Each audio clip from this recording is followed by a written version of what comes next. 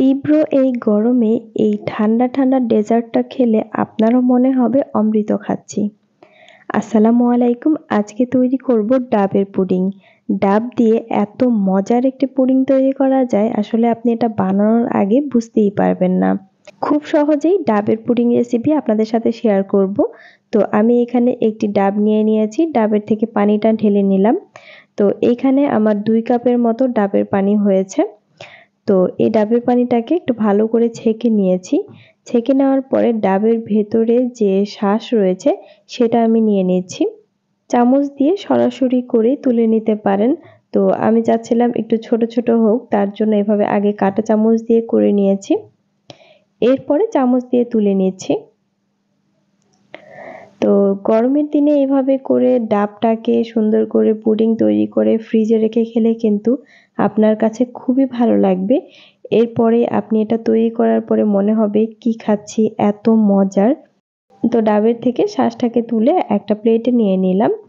আর এইখানে আমি একটা হাঁড়িতে দিয়ে দিয়েছি ডাবের পানিটাকে। চুলাটা কিন্তু অফই রয়েছে। তো ডাবের পানিটা দিয়ে দেওয়ার পরে এখানে আমি 1/2 কাপ দিয়ে দিচ্ছি চিনি। ডাবের পানিটা মোটামুটি মিষ্টি, তাই আমি এখানে 1/2 কাপের মতো চিনি দিয়েছি। আর এই ডাবের পুডিং তৈরি করতে কিন্তু খুব বেশি উপকরণ লাগে না। তো আমি এখানে লাস্ট উপকরণ দিয়ে দিচ্ছি আগার আগার পাউডার। আমি এখানে 1.5 চা চামচ পরিমাণ আগার আগার পাউডার দিয়েছি। পাউডারটাকে দিয়ে ভালো করে মিক্স করে নিচ্ছি। তো ভালো করে মিক্স করে নেওয়ার পরে চুলাটা অন করে দিয়েছি। এবার অনবরত নেড়ে দিচ্ছি। অনবরত এভাবে নেড়ে নিতে হবে, না হয় নিচে থেকে লেগে যেতে পারে।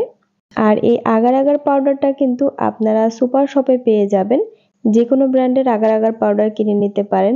যে কোনো পুডিং ডেজার্ট বানাতে কিন্তু এই আগার আগার পাউডারটা প্রয়োজন হয়। এটা পুডিংটাকে জমাতে সাহায্য করে। পানিটা বলক চলে এসেছে, আর বলক আসার পরে এভাবে করে একটু নেড়ে দিচ্ছি। আর কয়েকটা বলক দিলেই হবে, এটা কিন্তু একেবারে জাল দিয়ে ঘন করার প্রয়োজন নেই। চুলাটা অফ করে দিয়েছি, এখন চুলা থেকে সরাসরি নামিয়ে একটা বাটিতে ঢেলে নেব। তো বাটিতে ঢেলে নেওয়ার পরে ডাবের যে শাঁসটা রয়েছে সেটা অল্প অল্প করে দিয়ে দিচ্ছি। আস্তে আস্তে করে এভাবে করে দিয়ে একটু মিক্স করে নিচ্ছি। এখন ঢাকনা দিয়ে ঢেকে রেখে দেব রুম টেম্পারেচারে আসা পর্যন্ত। আর এটা রুম টেম্পারেচারে যখন একেবারে চলে আসবে তখনই কিন্তু জমে যাবে। তো 1 ঘন্টা পরে কিন্তু আমার পুডিংটা জমে গেছে। এখন আমি এটাকে একটা প্লেটে নিয়ে নিচ্ছি। আধা ঘন্টা কিংবা 1 ঘন্টা অপেক্ষা করার পরে আপনাদের কাছে যদি মনে হয় পুডিংটা জমছে না, তাহলে এটা ফ্রিজের নরমাল টেম্পারেচারে রেখে দেবেন। ফ্রিজে রাখার পরে আধা ঘন্টা কিংবা 1 ঘন্টা পরেই দেখবেন খুব সুন্দরভাবে জমে গেছে। তো আমি পুডিংটা আরেকটা প্লেটে নিয়ে নিয়েছি, নিয়ে এভাবে করে একটা ছুরি দিয়ে কেটে নিচ্ছি।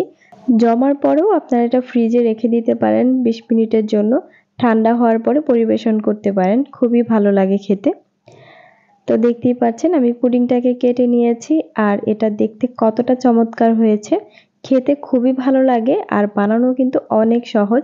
আশা করছি আপনাদের কাছে আজকের এই ডাবের পুডিং রেসিপিটা খুবই ভালো লেগেছে।